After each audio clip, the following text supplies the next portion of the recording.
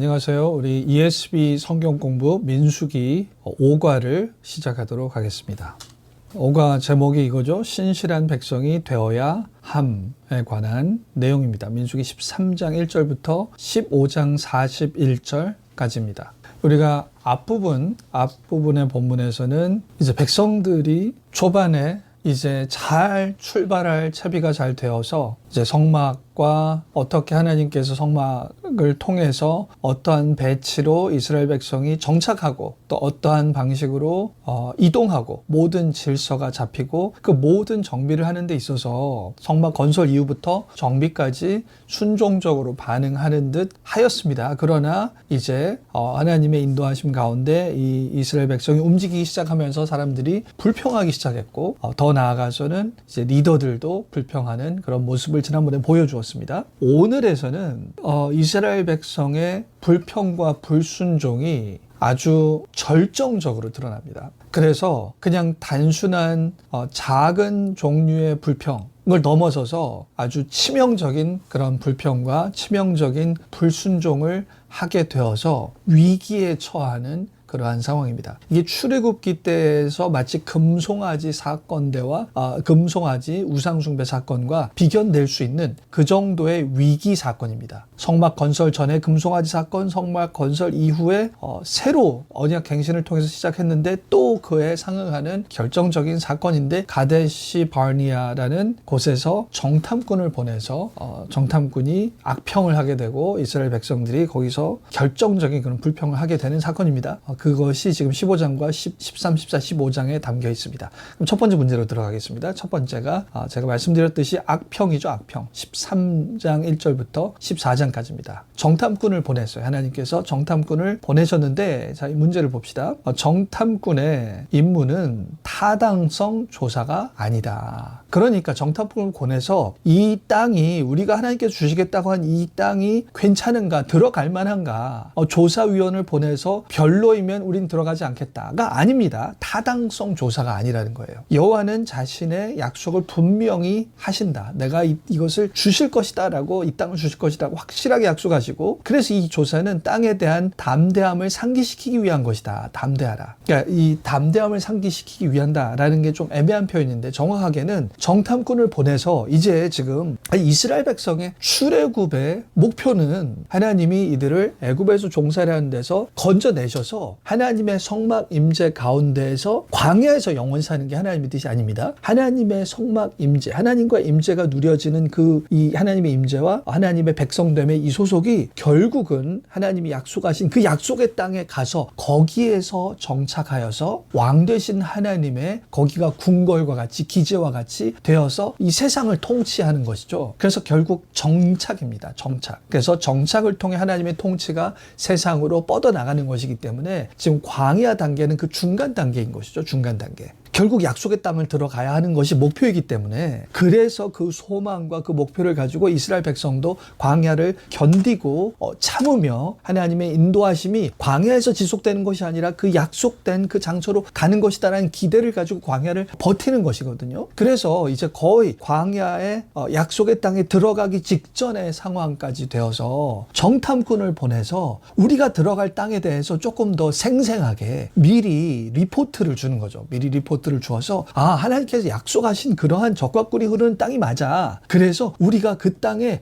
이제 얼마 남지 않았다? 이제 우린 들어갈 수 있을 거야. 라는 희망찬 조금 더 이 백성들에게 사기를 진착시키고 더 동기부여하고 하나님께서 약속하신 그 미지의 세계에 대해서 조금 더 생생하게 와닿게, 그래서 이들의 소망이 조금 더 강력하게 되고 동기부여가 강력하게 되는 거, 그러한 목적으로 주신 거, 이 정탐꾼을 보내게 하신 것이죠. 근데 이제 이 정탐꾼의 이 땅이 좋다는 증거를, 어떤 증거를 발견한가? 이 정탐꾼이 그래서 정탐을 갔다 온 다음에 어떤 내용을 얘기하는지 우리가 살펴보겠습니다. 일단 여기 정탐 경로가 있는데 여기 스터디 바이블 332쪽에 정탐 경로가 나와 있고, 지금 이제 제가 여기서는 조금 더 다른 버전으로 조금 더 이 안에 담길 수 있는 버전으로 준비를 했습니다. 제가 이제 앞부분 1강 때인가 사용했던 같은 지도라서 익숙하실 한 이 지도라서 이 지도를 사용합니다. 그러니까 지금 여기가 가데스 바네아예요. 여기입니다. 지금 이제 여기서 출발해서 이제 여기 다베라를 지나서 하세롯, 여기서 이제 그 미리암과 아론이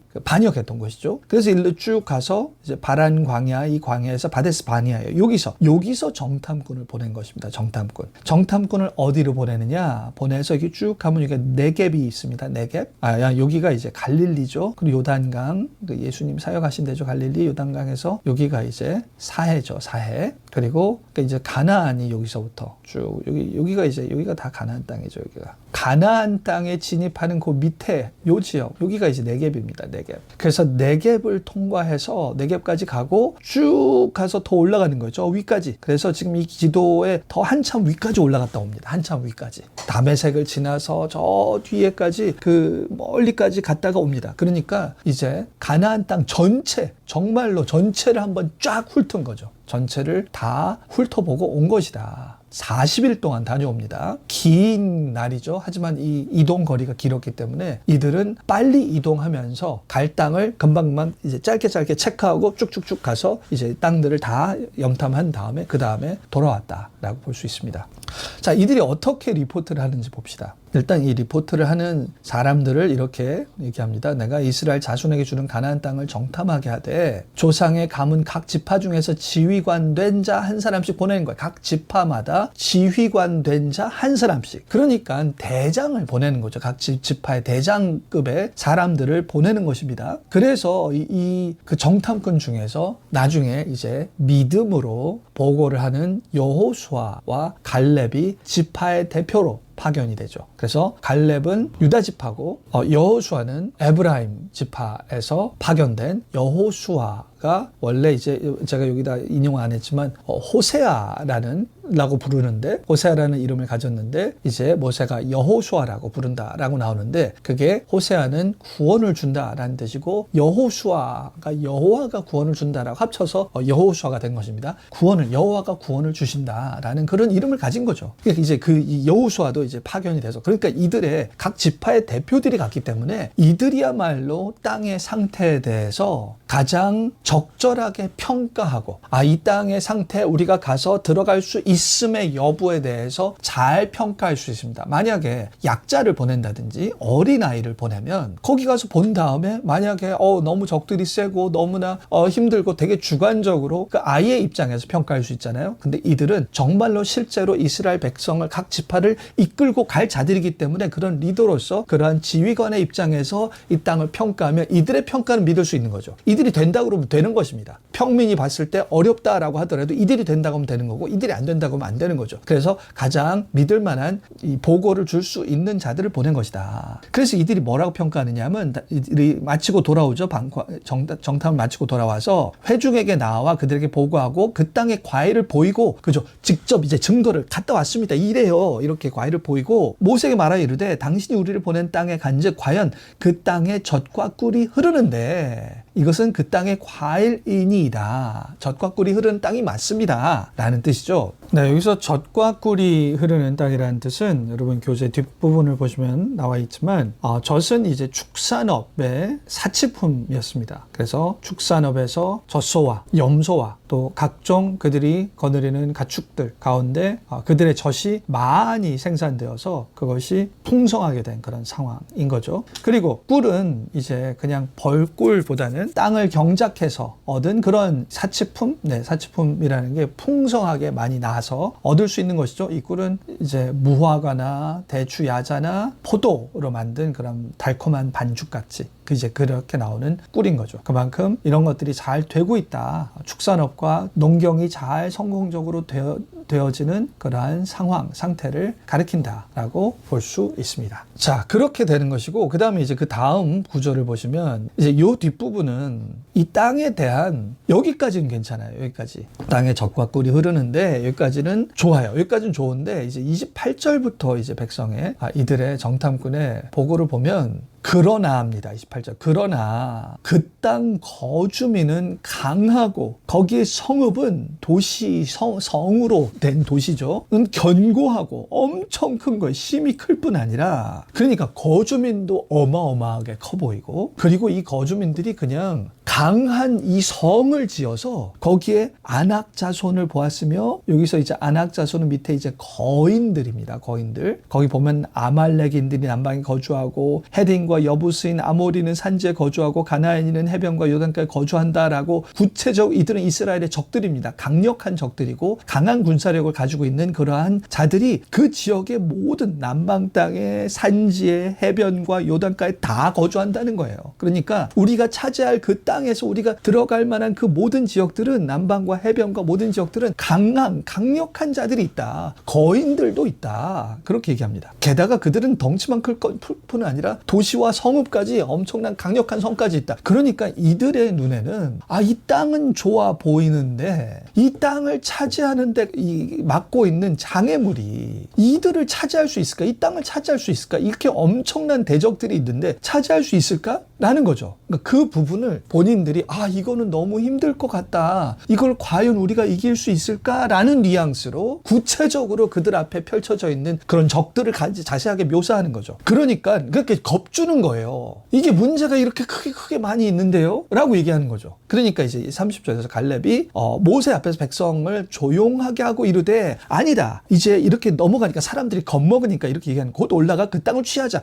능히 이기리라. 지금 겁먹는 분위기로 가는데 아니야. 능히 이기리라. 하나, 그래서 분위기를 반전을 꾀하지만 31절에서 그와 함께 올라탄 사람들이 이르되, 아니 지금 무슨 소리야. 갈렙이 지금 본인들은 이제 이들은 마음을 먹은 거, 이거는 우리가 가면 죽는다, 안 되겠다라는, 우리가 가다가 거의 죽음을 당할 것이다 라는 그런 메시지를 전하고자 해서 이렇게 엄청나게 우리는 가면 안 된다라는 식으로 가고 싶은 거죠. 그래서 이제 갈렙이 가도 된다라고 그러니까 더 강하게 얘기하는 것입니다. 31절에서 그와 함께 올라탔던 사람들은 이르되, 우리는 능히 올라가서 그 백성을 치지 못하리라. 지금 내가 그냥 묘사만 했는데 그들이 우리가 강하다는 말이라. 강하다는 뜻이야. 지금 가면 죽는다는 뜻이야 라고 강조하는 것이죠. 그래서 32절, 이스라엘 자손 앞에서 그 정탐한 땅을 악평하여 이르되, 악평하는 것입니다. 여기서는 이제 더 오버하는 거예요. 그냥 우리가 지금까지 그냥 객관적으로 묘사한 거 가지고는 안 될 것 같으니까 더 두루 다니면서 정탐한 땅은 그 거주민을 삼키는 땅이요. 이거는 거의 거짓말의 과장이죠. 지금 백성이 처음에 좋은 땅이라고 얘기한 것까지 다 뒤집는 것입니다. 적과 꿀이 흐르는 땅이라고 했던 그 긍정적인 부분도 다 부정적으로 다 색칠하는 거예요. 사람들이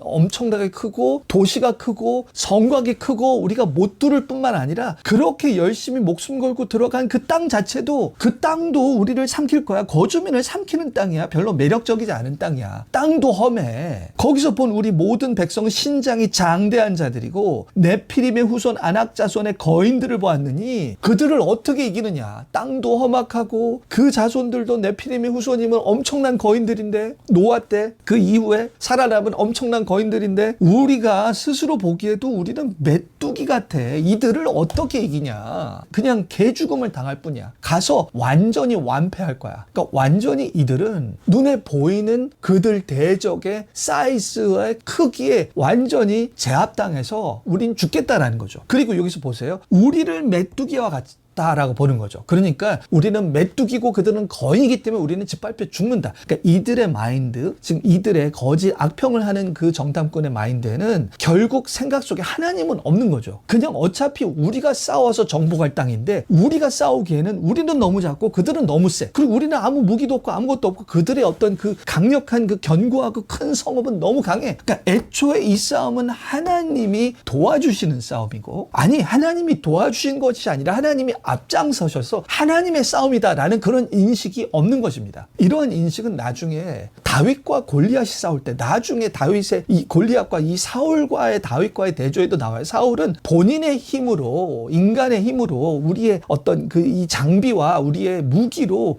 블레셋을 싸워서 이기느냐 마느냐를 생각했다면, 다윗은 골리앗과 싸워서 이길 때 이것은 여호와 하나님의 싸움이다. 여호와 하나님이 자신의 영광을 위하여 이기게 하고 너를 내 손에 넘길 것이다 것이다 라고 다윗은 자신의 아무리 목동으로서의 경험이 많고 내가 이길 수 있어가 아닌 거죠. 이것은 하나님의 싸움이고, 그래서 나는 하나님의 이름을 걸고 나온 것이기 때문에 하나님이 너를 승리하여서 하나님이 여호와의 이름을 드러낼 것이다 라는 하나님 중심적인 사고를 하는 것이 마땅한 이 이스라엘 백성의 사고와 믿음이 돼야 되는데, 그런 게 없는 것이죠. 이 정탐꾼은, 이 갈렙 빼고는 정탐꾼은 그냥 우리와 그들의 싸움이다라고 생각하는 것입니다. 보통 이러한 식의 우리의 마인드에 빠지기 쉬운 것이죠. 우리가 광야를 살면서 하나님께서 승리하시고 인도하시고 우리에게 인도하여서 아무리 하나님의 옳은 방향으로 우리를 인도하시고 우리에게 소원을 주시고 소명을 주시고 해서 우리가 인도하려고 할 때는 이게 모든 게 다 장애물 같이 보입니다. 사실 하나님께서 소명을 주시는 그런 마음은,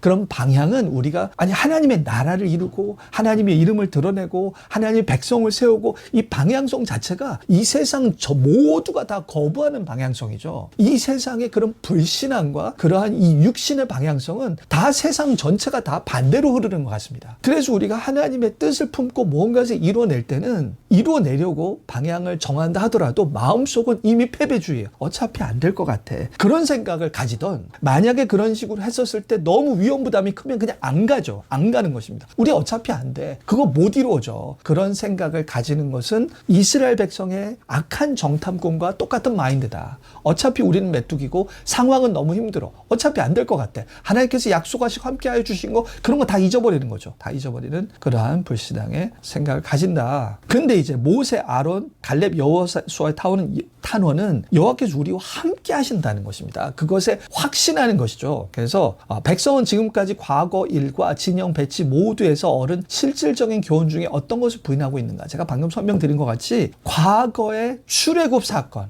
광야에서 인도하여 주신 것, 진영, 배치 모두 여호와 중심으로 백성이 배치가 됐죠. 이 이동할 때도 여호와 성막이 먼저, 언약궤가 먼저 갔습니다. 그 얘기는, 출애굽을 해 주신 것도 하나님이 오셔서 해 주신 것이고, 광야에도 하나님이 채워 주신 것이고, 가나안 땅에 들어가는 것도 하나님이 계획하시고 하나님이 우리를 구원해 주셔서 하나님께서 인도해 주시겠다. 나는 하나님 주도적인 삶인 것입니다. 하나님 주도적인 거. 그걸 다 잊어버린 거죠, 이들은. 하나님 주도적인, 하나님의 주권에 의지한, 하나님의 헌신에 뿌리하고 하나님의 신실하신, 선하신 하나님의 나라를 만드시겠다는 하나님의 그 불굴의 방향성에 근거하여서 하나님의 능력으로 실행하시는 것이 하나님께서 이 세상에서 하시는 일이에요. 그러니까 어차피 하나님 그렇게 하세요. 창조주 하나님이 자기 백성과 이 세상을, 피조 세상을 회복하는 방식으로 이미 가고 계십니다. 하나님의 헌신으로 이루고 계세요. 근데 우리가 그 방향성에 무지한 자로 반역적인 마음으로 참여 안 하느냐, 아니면 그 하나님의 백성에 대해서 믿음으로 참여해서 사느냐, 그거의 차이입니다. 두 방향밖에 없는 거죠.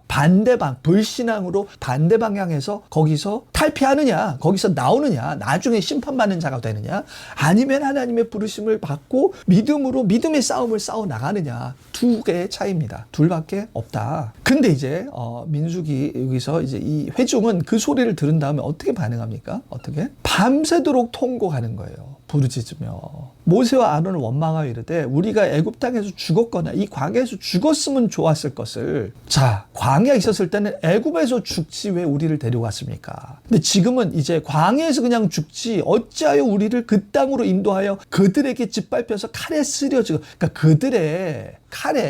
그들한테 죽는다. 섣불리 그냥 거기 갔다가 그들한테 다 찔려 죽는다. 군사력과 우리는 도저히 이길 수 없다라는 것이죠. 그렇게 하고 우리 처자는 거기 사로잡혀서 노예라 될 것 아니냐. 전쟁하는 우리는 죽고 우리 처자는 사로잡힐 거 아니야. 우리 완전 비극이잖아. 왜 우리를 놔두지 않고 이렇게 비참하게 죽게 하시는가? 어찌하여 지금 아론과 이 모세에게 불평하는데 어찌하여 여호와가 해요. 그러니까 왜 여호와는 우리를 가만 놔두지 이렇게 비극적인 인생을 살게, 비극적인 종말을 맞게 하시는가라는 것입니다. 그러니까 하나님의, 여기서는 이게 하나님이 선하시지만 하나님 능력이 부족하시다가 아니에요. 하나님의 의도까지도 지금 오해하는 거죠. 하나님 왜 우리를 그렇게 무의미한 그런 비참한 죽음을 겪게 하시는가? 그러니까 하나님의 의도까지도 지금 완전히 오해하는 것입니다.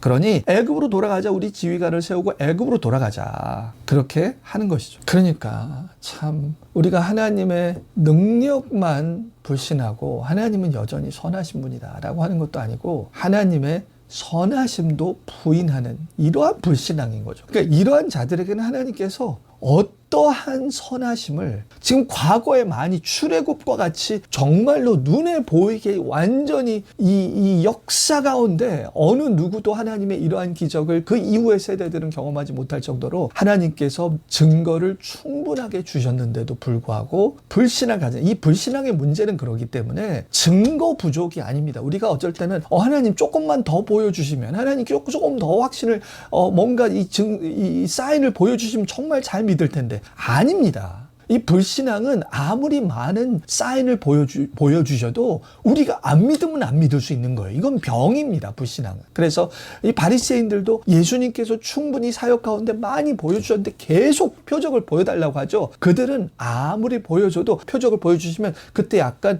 놀랄 수 있지만 아니야 이것까지 부족합니다. 더 보여줘요. 더 보여줘요. 끝이 없는 것이죠. 끝이.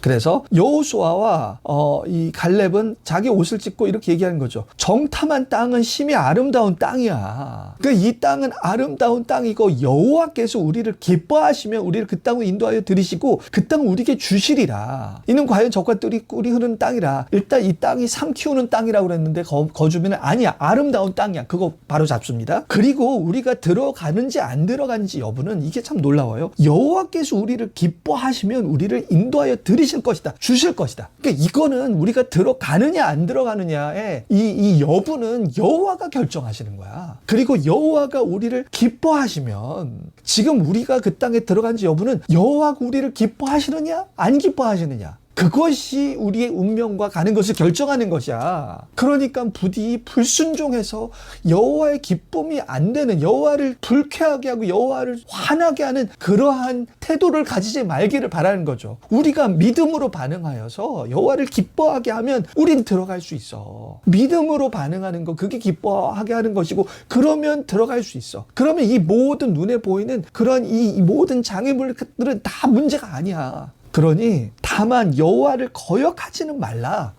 그 땅 백성을 두려워하지 말라. 세상을 크게 보고 사람들을 두려워하고 그런 것은 결국 여호와를 신뢰하지 않는 거죠. 그걸 거역하는 것입니다. 여호와를 거역하는 거. 우리가 상황에 집중해서 우리가 보이는 형편과 상황에 집중해서 그게 크게 보이고 그래서 하나님이고 뭐고 하나님은 이 상황을 어찌하실 수 없어. 그래서 기도하지 않고 그냥 방관하다 보니 두려움과 걱정과 불안에 쌓여서 기도하지 않고 그러다 보니 계속해서 결국 마음속에 여호와를 원망하고 아니 어떻게 이렇게 됐을까? 왜 이러다가 이런 일이 생겼을까? 결국 하나님께서 이렇게 하신 것이 아닌가? 그런 식으로 부정적으로 생각이 흘러가는 걸 막아야 하는 것입니다. 어떤 상황에서도 우리가 상황을 크게 보는 거. 그래서 상황 때문에 좌절하든지 아니면 상황을 통해서 이렇게 반응할 수도 있습니다. 타협할 수도 있죠. 그래서 우리가 어떤 사람은 여기는 이 이스라엘 백성 가운데는 안 나왔지만 이런 사람도 있을 수 있어요.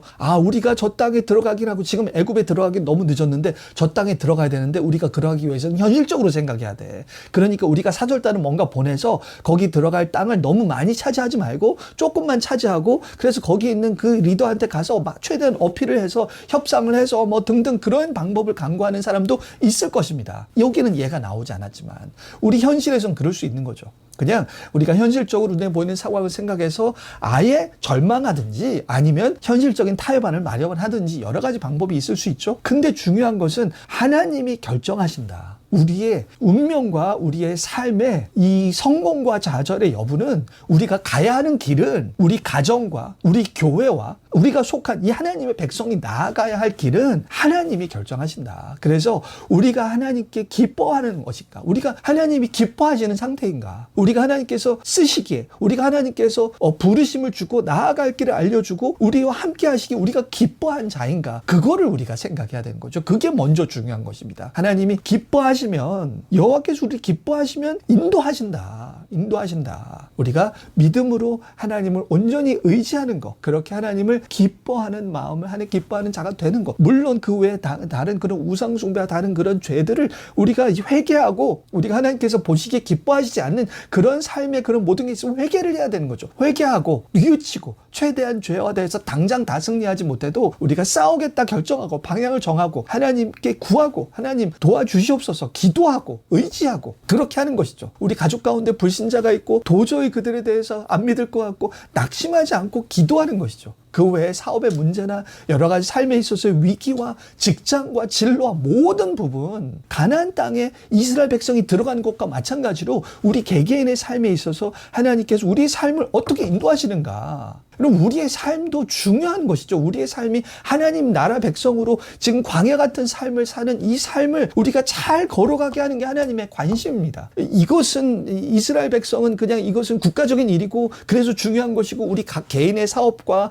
어떤 진로와 그런 것들은 중요하지 않은 게 아니에요. 하나님 입장에서는 우리의 사업과 모든 것도 다 인도하시는 분이고 그래서 우리도 마찬가지로 우리의 사업과 진로와 모든 우리 인생에 관한 부분들을 하나님과 동행하면서 하나님 주께 기뻐하시면 주께서 우리를 기뻐하시면 인도하실 것입니다. 나는 그러한 마음을 가지고 우리가 하나님께 기도하며 의지하며 눈에 보이는 것에 그 땅 백성을 두려워하지 말라. 두려워하지 말고 나아가는 것입니다. 그리고 여기서 한 가지 더는 두려워하지 말라. 그들은 우리의 먹이라. 그들의 보호자는 그들에게 떠났고 여호와는 우리와 함께 하시느냐. 이게 뭐냐면 그들의 보호자는 그들에게 떠났고 그러니까 그들이 지금까지 그 나라와 그 엄청난 그런 나라들이 이 족속들이 지금까지 잘 번성하고 한 것이 여호와께서 허락하신 것이죠. 그들의 보호자와 같이 그들 가운데서 번영을 허락하신 거예요. 그들의 흥망성쇠도 여호와께서 담당하시고 하나님이 지금 그들을 떠나서 우리 편에 하시니까 두려워하지 말라라는 것이죠. 그래서 우리가 아무리 우리의 직장과 일과 모든 삶에 있어서 아무리 다루는 직장과 삶과 비즈니스와 이 모든 것들이 다 불신자들이 하는 거잖아요. 그래서 불신자 세상에서는 하나님도 어쩔 수 없는 것 같이 여길 수 있습니다.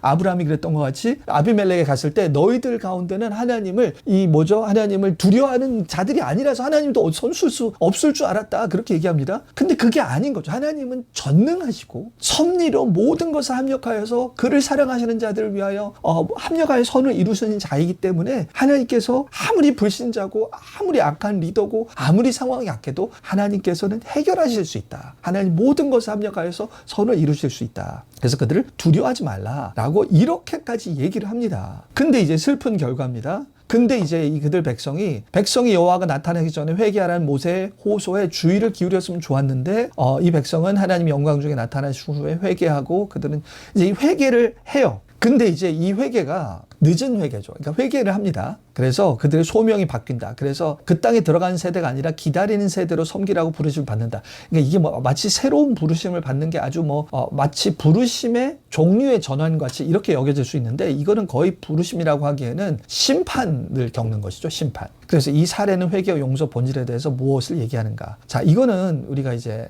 요 다음 본문을 우리가 살펴봐야 될 필요가 있습니다.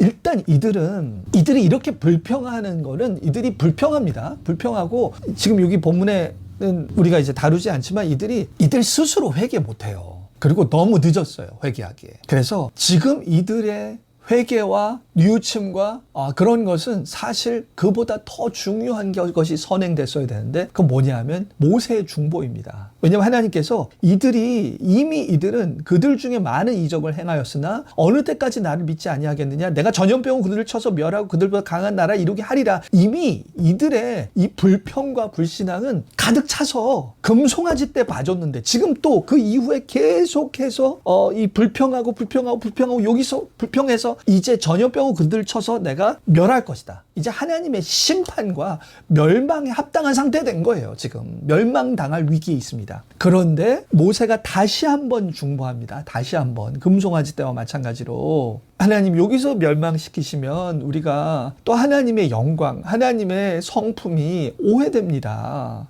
결국 광야에서 하나님이 인도할 능력이 없어서 광야에서 죽었다라고 그렇게 소문이 납니다. 그런 식으로 백성들이 인식하게 됩니다. 아니 하나님이 나중에 이 모든 이방인들도 구하실 텐데 그럼 하나님의 능력과 성품이 올바로 그대로 전달이 되어서 그들이 결국 그 하나님의 소문을 듣고 그들도 하나님 백성이 돼야 되는데 지금 이렇게 오해가 돼서 잘못 소문이 납니다. 그렇게 얘기를 하는 것입니다. 그리고 여호와는 노하시며 노하기를 더디하시고 인자가 많아 죄악과 허물을 사하시나. 이거 이제 금송아지 사건 이후에 언약을 갱신했을 때 출애굽기 34장에 거기서 하나님이 어떤 분이신지가 선포된 그 내용이에요. 다시 노하기를 더디하시고 인자가 많아 죄악과 허물을 용서하신다, 사하신다. 하지만 형벌받은 자는 결단코 사하지 아니하시고 아버지의 죄악을 자식에게 갚아 3, 4대까지 이르게 하리라 하셨나이다. 지금 인자가 많으시지만 형벌받을 자를 결단코 사하시지 아니하신다. 이 하나님의 두 가지, 하나님의 공의로 죄를 심판하시는 분이다. 무조건 심판 안 하시는 분 아니다. 마치 하나님께서 봐주신다고 하나님께서 심판을 안 하시는 분으로 착각하지 마라. 하나님 심판하신다. 그리고 그 결과가 자식에게 갚아 3, 4대까지 이르게 한다. 이건 무조건 자식이, 이게 죄의 영향을 가리키는 것입니다. 죄의 결과가 그만큼 자식들에게도 미치는 것이다 라는 것을 강조하는 것인데, 그래서 자식까지도 절대 용서 못 받는다는 아닙니다. 지금 이들의 이 죄로 인해서 우리가 이따 설명할 거예요. 죄의 결과가 있다. 죄의 결과를 겪어야 한다. 하지만 그렇다고 구원을 받지 못하고 용서를 받지 못하는 건 아니다 인 것입니다. 그래서 이렇게 하나님의 성품을 얘기한 다음에 19절에서 구하오나니 주의 인자의 광대하심을 따라 이 백성의 죄악을 사하시되, 그러니까 여기서 하나님 죄를 결단코 심판하신 분은 압니다. 안돼, 하나님 인자가 많으시잖아요. 그 인자의 광대하심을 따라 백성의 죄악을 용서하여 주옵소서. 애굽에서 지금까지 이 백성을 사하신 것 같이 사하여 주옵소서. 그러니까 하나님의 긍휼에 어필하는 것입니다. 하나님 긍휼에 의존하는 거죠. 그러니까 이것은 중요한 것입니다. 지금 이렇게 우리가 많은 경우 많은 죄 가운데 빠져서 하나님의 심판이 이를 정도로 죄를 짓는 그런 경우는 죄를 많이 져서 이게 회개하기 힘든 경우가 많죠. 그래서 우리가 신자가 된 것도 우리가 스스로 회개하게 됐다기보다는, 스스로 회개했다 하더라도 그 전에 이미 회개로는 돌이킬 수 없는 멸망의 상태에 다 처한 것입니다. 이미 회개만으로는 용서받을 수 없는 상황 가운데 우리는 다 이미 있었고, 그래서 우리가 지금 해서 용서받을 수 있는 것은 예수님께서 우리의 죄값을 치르시고 예수님의 죄값의 단번에 그 제사를 우리에게 적용하여 주시는 예수님의 중보하심이 있어서, 그것 때문에 우리가 회개 없이 오래 삶을 살다가 하나님이 불러주셔서 우리 또 회개할 수 있게 해주셔서, 그래서 회개할 때 하나님 정말 제대로 회개하더라도 그 회개 때문이 아니라 이미 예수님의 공로와 예수님의 중보하심 때문에 또 우리가 회개해서 그게 받아들여지는 것입니다. 그리고 더 나아가서 예수님의 중보하심 외에 우리가 그들을 위해서 우리가 또 중보 기도를 하죠. 대신 도고 기도라고 하죠. 예수님의 중보와는 다른 그러한, 예수님의 중보는 예수님의 이 죄값을 이루신 그 예수님의 죄값을 단번에 해결하신 그 제사의 결과를 적용하시면서 하는, 예수님만 할 수 있는 유일한 중보기도고, 우리가 할 수 있는 중보는 예수님과 완전 차원이 다릅니다. 하지만 모세가 했던 것 같이 우리가 주위에 아직도 죄를 져서 멸망의 길을 가고 있는 자에게 예수님의 마음을 구하여서 그들에 대해서 대신 기도하는 거죠. 하나님, 이들을 긍휼을 베풀어 주시옵소서. 긍휼을 베풀어 주시옵소서. 이 긍휼에 의지하는 기도를 해야 되는 것입니다. 왜냐하면 하나님의 구원의 의지가 모자라서가 아니라 하나님이 스스로 긍휼을 못 베푸셔서 우리가 뭔가 힘을 보태서 하나님의 마음을, 하나님의 긍휼을 베푸실까 말까 90%, 98%인데 우리가 더 긍휼을 막 간절하게 의지하여서 더 100% 되게 그렇게 만드는 차원이 아니라, 그냥 하나님의 성품을 봤을 때 이 죄 짓고 있는 그런 자들이 하나님이 도저히 그냥 자동적으로 용서해 주실 수 있는 자가 아닌 거죠.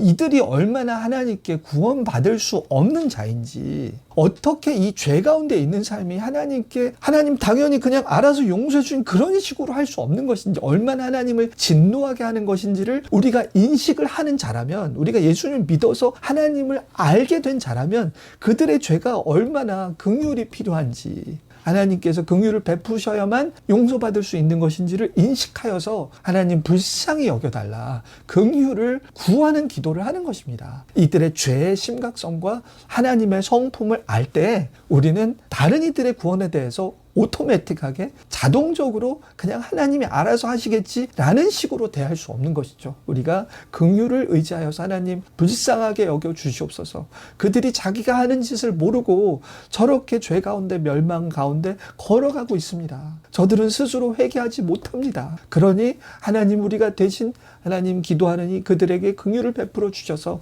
그들의 죄악을 깨닫고 돌아올 수 있게 하나님 불쌍히 여겨 주시옵소서. 그렇게 우리가 중보 기도를 해야 하는 것입니다.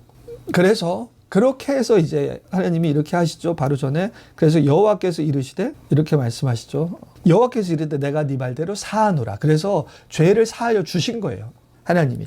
그러니까 이제 죄를 사하여 주신 것은 그래 아무 일도 없었던 것 같이 해줄 게가 아니라 멸망하리라고 했던 거. 이 백성을 멸절하고 내가 새로 백성 만들겠다 하던 거. 그거 아니라는 거죠. 내가 이들을 멸절하지 아니하리라. 하지만 죄의 대가를 원래 이 죄의 대가는 멸망인데 이 죄의 대가를 이들이 저지른 죄의 크기와 보다 훨씬 작게 죄의 결과를 겪게 하십니다. 죄의 결과를 겪게 하신다. 그 결과가 무엇이냐? 너희들이 내가 행한 애국과 광야에서 이적을 보여줬는데 내가 어떠한 하나님이라는 것을 확실하게 보여주고 그래서 오래 참고 기다리고 그냥 근거 없이 나를 믿으라고 한 것도 아니고 하나님이 온전하게 이적을 보고서도 보여줬는데도 불구하고 10번이나 나를 시험하고 내 목소리를 청종하지 아니한 사람들은 내가 결단코 그 땅에 들어가지 못할 것이다. 땅을 못 볼 것이다. 나를 멸시하는 사람 한 사람도 그것을 보지 못하리라. 가나안 땅에는 못 들어간다. 죄의 대가를 내가 치르게 하겠는데 살게 해줘. 하지만 가나안 땅에는 못 들어간다. 가나안 땅에는 못 들어간다. 그래서 너는 홍해 길로 광야로 다시 들어가라. 그래서 너희 시체는 광야에 엎드려질 것이요 너희 자녀들은 너희 반역한 죄를 지고 너희의 시체가 광야에서 소멸되기까지 40년을 광야에서 방황하는 자가 되리라. 여기서 이 자녀들에 관해서 너희들의 죄가 자녀들의 인생을 운명을 결정하지는 않습니다. 왜냐하면 이렇게 얘기하죠. 31절에 너희가 사로잡히겠다고 말하던 너희의 유아들은 내가 인도하여 드리니 너희가 싫어하던 땅을 보려니와. 그러니까 너희들의 자녀들 다음 세대를 너희들은 이제 붙잡혀서 그들에게 완전 노예가 될 거라고 하지만 그들은 볼 거야. 그들의 운명이 너희들의 죄에 의해서 결정되게 하지는 않을 거야. 그러니까 너무 다행이죠. 너무 다행인 것이죠. 그러니까 우리가 우리의 불신앙과 우리가 저지른 이 죄가 용서해 주시는 거예요. 용서해 주셔서 우리가 구원받게 하나님 백성 되게 해 주시는 것입니다. 하지만 우리가 담대하게 하나님을 반역해서 죄를 저지른 삶을 살면 그 대가를 치르게 하시는 겁니다. 구원은 주시지만 대가를 지불하게 하는 것이죠. 대가를 지불하게 하고 그 대가 중에는 자녀들의 인생이 운명이 우리에 의해 결정되지는 않지만 그들에게도 죄의 대가가 겪게 됩니다. 부분적으로 이렇게 나오죠. 너희의 시체는 광야에 엎드려질 것이요 너희 자녀들은 너희 반역한 죄를 지고 너희의 시체가 광야에서 소멸되기까지 40년 동안 방황하는 자가 되리라. 그 땅을 정탐한 날 그러니까 이제 너희 자녀도 너희 때문에 방황한다는 거죠. 결국은 그 땅에 들어갈 거야. 그런데 이 너희들의 이 40년 동안 함께 방황하게 될 거야. 고생하게 되는 거지. 너희의 죄 때문에 너희의 자녀들이 그만큼 죄의 결과를 치를 것이다. 그러니까 하나님의 은혜와 긍휼이 다행히 우리의 운명을 붙으실 수 있고 그러니까 우리가 아무리 죄를 많이 져서 우리 자녀들에게 많은 피해가 가게 해도 또 그들의 그래서 구원이 우리의 죄 때문에 놓쳐지지는 않는 거죠. 하나님께서 또 그들을 돌이키실 수 있습니다. 구원하실 수 있는 거죠. 하지만 우리가 많은 죄 때문에 자녀들도 많이 고생할 수 있다라는 것을 그래서 우리가 더욱더 죄를 지으면 안 되는 거죠. 더욱더 하나님을 거부하는 그런 죄를 지으면 안 되는 것이다. 우리 자신도 죄값을 치르지만 우리의 자녀도 또 더 나아가서는 우리와 관련된 자들도 피해를 보게 할 수 있다. 그들도 함께 죄의 결과를 보게 할 수 있다. 그래서 이렇게 얘기합니다. 정탐한 땅 날의 수인 40일을 하루를 쳐서 40년간 그대의 죄악을 담당할지니 아니 이게 40일 동안인데 정탐한 날을 40년간 그죠? 이 40년간 죄악을 담당할 것이다 라는 것은 결국은 가나안 땅에 못 들어가고 이 40일의 10배인 40년 동안 죄악을 담당하는 거예요. 근데 이것은 멸망당하는 이들의 죄의 크기에 비해서는 훨씬 더 작은 것이죠. 근데 왜 40년으로 하셨느냐 해서 여러 가지 해석이 있을 수 있지만 일단 여기 텍스트에 나온 명확한 해석은 너희는 그제서야 내가 싫어하면 어떻게 되는지를 알리라. 하나님께서 죄의 결과를 부분적으로나마 겪게 하시는 이유는 그래서 너희들이 내가 싫어하면 어떻게 되는지 알리라. 하나님께서 싫어하시는 죄를 반역적으로 지었을 때는 어떠한 결과가 초래되는지를 알게 하시고자 하는 거죠. 그래서 이 죄악의 40일에서 40년간의 기간, 40일에서 40년간의 기간을 통해서 깨닫게 하여 주신 것입니다. 후회하게 하는 것이죠. 그 선택에 대해서 하나님을 멸시한 것에 대해서 그 죄값을 깨달아서 알게 하는 것. 그러니까 하나님께는 빨리 이들에게 번영하지 않게 뭔가 빨리 문제를 해결해 줘서 잘 되게 해주시는 것보다 하나님의 죄를 저지르면 안 된다는 거. 하나님이 어떠한 분인지, 자신이 어떠한 분이신지를, 거룩한 분이신지를 알게 하시는 것. 그게 더 중요한 것이죠. 더 중요한 것이다. 그래서 어쩔 때는 우리가 그런 거죠. 우리가 세상 속에서도 잘 성공하고 순탄한 길을 가지 않아도 하나님은 이 세상에서 고생하더라도 하나님께서 가르칠 것을 가르쳐야 한다. 왜냐하면 영생을 우리가 살 대상이 하나님인데, 우리가 이 짧은 세상이 아니라 영생을 하나님 나라에서 살 때 우리가 대하는 그 주인공인 그 대상은 하나님인데, 그 하나님을 어떻게 대하고 하나님께 어떻게 나아가는지 그거를 아는 게 더 중요하지. 그것을 덜 배우고 세상에서 짧은, 어차피 그냥 이 바람과 같이 지나가는 그 세상 동안에 뭘 더 누리고 하는 건 별 의미가 없는 거죠. 영생을 함께할 하나님을 어떤 분이신 줄 아는 것이 더 중요하다. 그래서 하나님께서는 죄의 대가를 치르게 하셔서 그것을 알게 하는 것입니다. 이제는 그제서야 내가 싫어하면 어떻게 되는지를 알리라. 그것이 이 용서해 주시면서 또한 죄의 결과를 겪게 하시는 하나님의 뜻이다 라는 것을 알 수 있습니다. 자, 이번 문제는 백성은 자녀들의 사랑에 근거하여 자신들을 반역을 정당화했다. 그래서 자녀들에게 장기간 고통을 안겨준다. 어떤 측면에서 그 처벌이 그들의 범죄에 부합하는가. 네, 이것은 우리가 아까 전에 얘기한 부분이에요. 그래서 조금 빨리 넘어가겠습니다. 다 텍스트를 띄우고 이들의 죄가 이렇게 얘기했죠. 나는 광야에서 죽었으면 좋았을 것을 이미 그렇게 얘기했어요. 그냥 왜 들어가서 죽게 만드십니까? 광야에서 죽는 게 좋았을 것을. 그래서 너희 말이 내 귀에 들린 대로 내가 그대로 해주겠다. 시체가 광야에 엎드러질 것이다. 결단코 들어가지 못하리라. 너희들의 불평의 말 그대로 하게 해주겠다. 그래서 이렇게 하나님께 거역하는 그런 식으로 그렇게 불평하는 말을 겪게 하여서 하나님께 함부로 반역하고 함부로 말로 죄를 저지르지 않게 하겠다라는 뜻입니다. 우리 처자가 사로잡히리니 우리 처와 자식들이 사로잡힐 것이다. 아니, 그들을 사로잡히겠다고 말하던 그들은 내가 들어가서 너희가 싫어한 그 땅을 이들은 받을 거야 라고 그렇게 말씀하시는 것입니다. 그리고 죄악이 3, 4대까지 이르게 하라고 하셨는데 하나님이 이들이 땅에 들어가게끔은 한다. 하지만 광야에서 자녀들이 너희들과 함께 고통을 받을 것이다. 그래서 죄의 결과가 자녀들한테 미칠 수 있다라는 것들을 강조하죠. 그래서 우리가 더욱더 죄를 저지르면 안 된다라는 것을 강조하는 것입니다. 세 번째입니다. 신앙의 의식 15장. 여기서 이렇게 말씀하죠. 15장 1절에서 이스라엘 자손에게 말하되 그들에게 이르라 너희는 내가 주어 가게 할 땅에 들어가서 15장은 이제 너희가 이 땅에 들어가서 어떻게 제사를 바치고 그런 그 구체적인 내용을 얘기합니다. 이 제사 율법에 대한 장은 현대 독자들에게 단조롭고 지루할 수 있지만 이 율법은 광야에 있는 이스라엘로 하여금 그들의 자녀들이 가나안 땅에서 풍성하게 수확하고 이 헌물을 바칠 날을 기대하게 한다. 이 땅의 비전을 불러일으키는 몇몇 구절을 주목해보라. 그러니까 지금 너희들이 가서 이렇게 제사하라 할 때 제사 바치는 그 헌물들을 언급하는 게 거기서는 풍성하게 수확하여서 이런 헌물들을 바치게 될 것이구나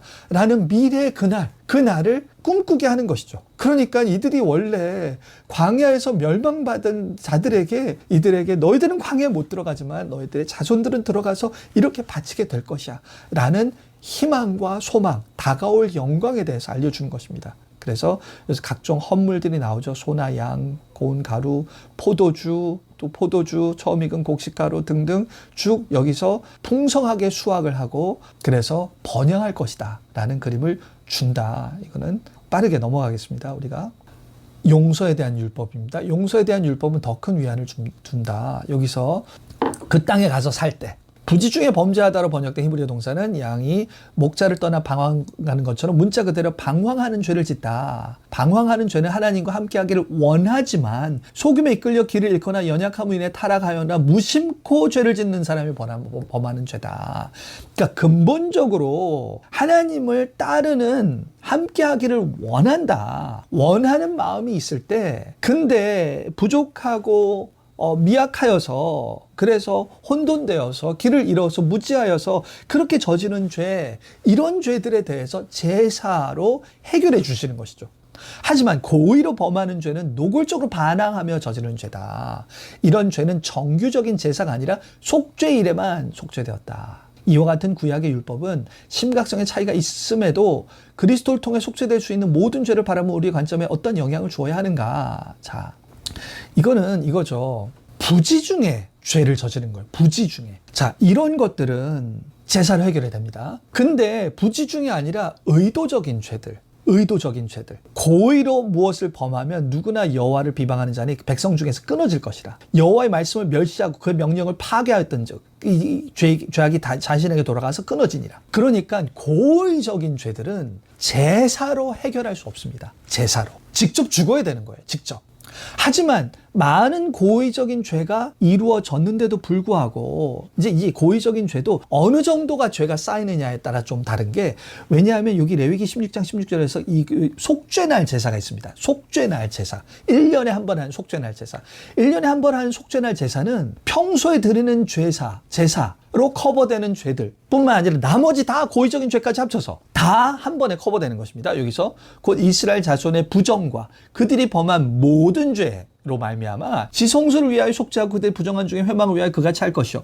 그러니까 이 제사 제도들 중에서 약한 죄들은 평소에 제사로 하고 속죄날의 죄는 모든 죄, 그 외에 의도적인 죄까지 다 포함하는 모든 죄까지 다 커버하는 거예요. 이스라엘 이 전체 죄를 커버하는 것입니다.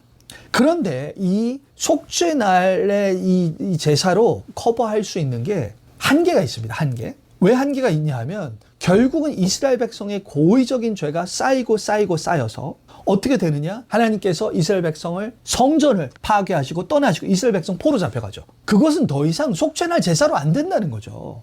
그리고 이들의 고의적인 죄는 하나님을 원하나 부지불식 중에 아니라 하나님을 원치 않는 거죠. 원치 않는 거. 이런 근본적인 마음에 하나님을 사랑하는 마음이 없는 경우는 제사로 해결되지 못한다. 제사로 해결되지 못해서 하나님 백성에서 끊겨 나가는 그런 위치. 그래서 포로 잡혀간 것은 너는 하나님 백성 아니야 이제. 넌 끊겨 나가서 멸망받을 자야. 라고 이 지위가 바뀌는 것과 마찬가지의 그런 상황인 것이죠. 예수님의 죽으심 죄는 우리가 먼저 제사도 드릴 수 없이 잘려나간 우리에 대해서, 잘려나가서 하나님 백성이 아니었던 우리에 대해서 하나님 백성을 만들게 하는 그러한 죽으심을 이루신 것입니다. 그렇게 죄값을 치르신 거예요. 그래서 하나님 백성으로서 지은 모든 이 죄뿐만 아니라 하나님의 백성의 자격이 박탈된 만큼 그러한 고의적인 모든 그 강한 죄까지 다 합쳐서 죄를 해결하신 것이 예수님의 죽으심인 거죠. 그래서 고의적인 죄, 모든 죄들에 대해서 우리가 도저히 하나님 백성이 될 수 없었던 그러한 상태였을 때 우리를 하나님 백성 만드신 그러한 죽으심입니다. 그래서 예수님의 죽으심은 제사적인 죽으심 부분도 있지만 더 근본적으로는 이사야 53장의 고난받는 종은 양과 같이 죽어서 첫 출애굽의 6월절 어린 양을 나타냅니다. 6월절 어린 양이나 그리고 양과 같이 죽으신 그러한 고난받는 종이나 하나님 백성으로 아직 수립되기 전이에요. 하나님 백성을 만드시게 첫 출애굽도 하나님 백성으로 광야로 구조해서 만들어내기 위해서 이들의 죄를 대신하여 죽으신 거죠. 이 고난받는 종도 새 출애굽으로 하나님 백성이 될 수 없이 포로 잡혀가서 잘려간 상황에서 하나님 백성을 되게끔 만드는 그러한 사역입니다. 그래서 이미 하나님 백성이 된 이후에 하나님과의 관계를 유지하는 제사적인 죽음보다 더 근본적으로 하나님과 관계가 끊어진 상황에서 하나님 백성이 되게끔 하여 주시는 그러한 죽으심을 죽으셨다. 하지만 히브리서에서 강조하는 것 같이 또한 예수님은 하나님의 백성을 유지하시는 단번에 죄를 해결하신 죽음이시기도 해서 우리는 예수님의 죽으심 때문에, 죄사함 때문에 하나님 백성이 될 뿐만 아니라 하나님 백성이 된 모든 기간에 죄, 하나님 백성으로 유지되는 모든 죄까지 다 해결하셨다. 예수님은 우리 하나님 백성 되게 하셨고 하나님 백성으로 유지되게끔 영원한 영생을 누릴 수 있게끔 그렇게 우리의 죄를 단번에 다 해결하신 그러한 분이 되시는 것입니다. 자, 그럼 마지막으로 이제 안식일에 관한 거죠. 안식일에 이 나무하는 사람, 그러니까 안식일에 대해서 안식일을 의도적으로 지키지 않는 것에 대해서 안식일의 죄의 그런 무서움에 대해서 얘기하는 것입니다. 안식일의 죄는 지금 안식일을 지키지 않는 것이죠. 지금 보면 이 구절들을 다 지금 여기서는 제가 조금 빨리 하겠습니다. 여기서 에스겔서와 예레미야서에서는 안식일을 어겼다고 바로 죽이지 않습니다. 그렇지 않아요. 근데 원래는 여기서 안식일을 어기면 죽이라고 그래. 돌로 쳐라. 생명이 끊어질 것이다. 반드시 죽일지니. 그러니까 안식일에 대한 이 심판이 아주 엄격합니다. 그러니까 안식일을 안 지키는 것은 거의 제사로도 해결될 수 없는 하나님 백성으로 끊어져서 죽는 그러한 종류의 죄인 거예요.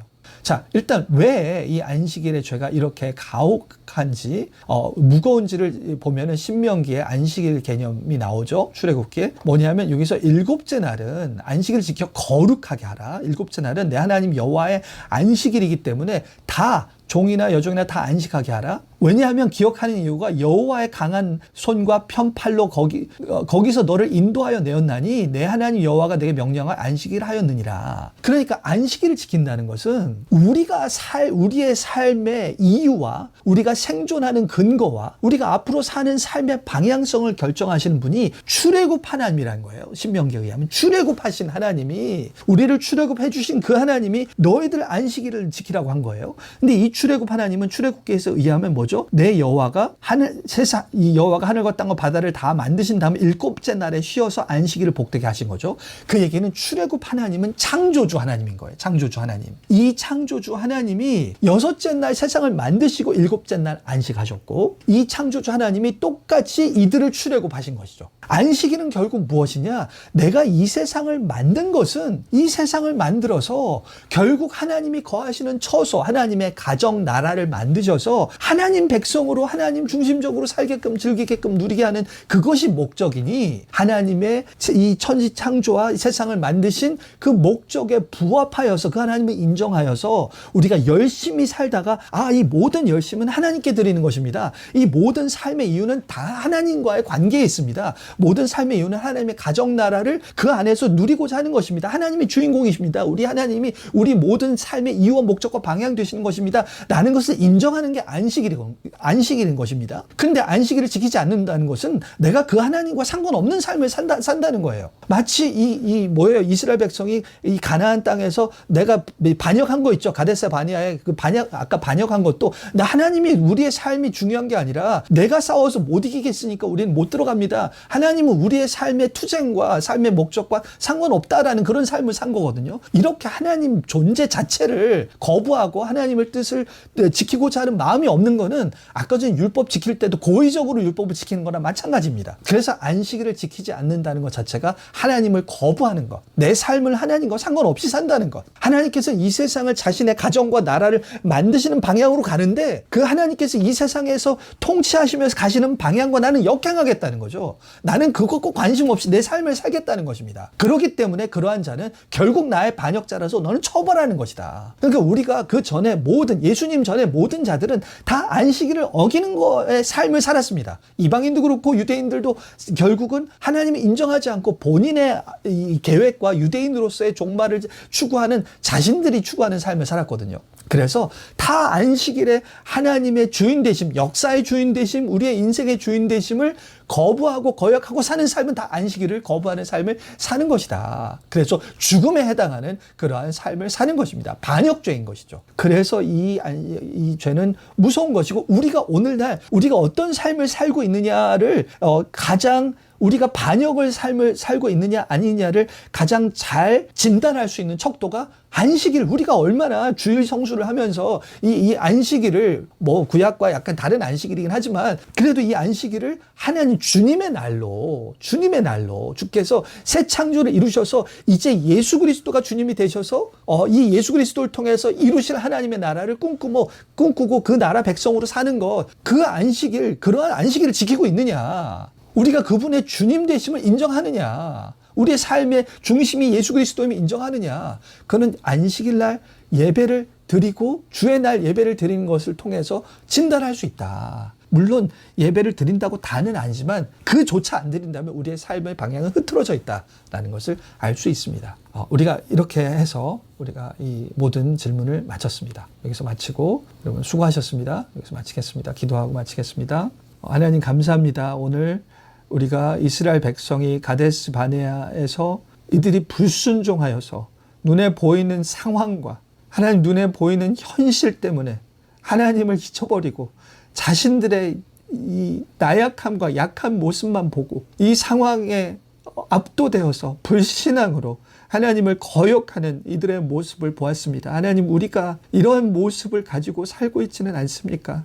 우리 가운데 하나님, 이들과 완전 100% 불신앙까지는 아니더라도 하나님 인정한다고 하지만 그래도 이들과 어느 정도는 비슷한 그러한 불신앙 가운데, 우리가 눈에 보이는 상황 가운데, 우리가 겪고 있는 위기 때문에 하나님, 우리가 계속 도저히 해결되지 않는 것 같은 이런 문제 때문에 하나님의 능력과 하나님의 선하심과 하나님의 함께하심을 우리가 부인하고 우리가 불신앙으로 하나님 거부하여서 우리가 스스로의 삶을 살면서 우리의 반역한 그런 스스로의 삶을 살다가 지쳐서 그것으로 지치고 영적인 침체에 빠졌는데 우리가 그것을 하나님 탓을 하든지 다른 환경 탓을 하고 있지는 않습니까? 하나님, 우리가 이 말씀을 통해 우리를 돌아보아서 하나님, 우리가 불신앙 가운데 이스라엘 백성과 같이 그러한 죄를 저지르고 있다면 하나님, 우리의 마음의 찔림을 느끼게 하여 주시고 회개하게 하여 주셔서 우리가 하나님의 능력과 하나님의 선하심과 하나님의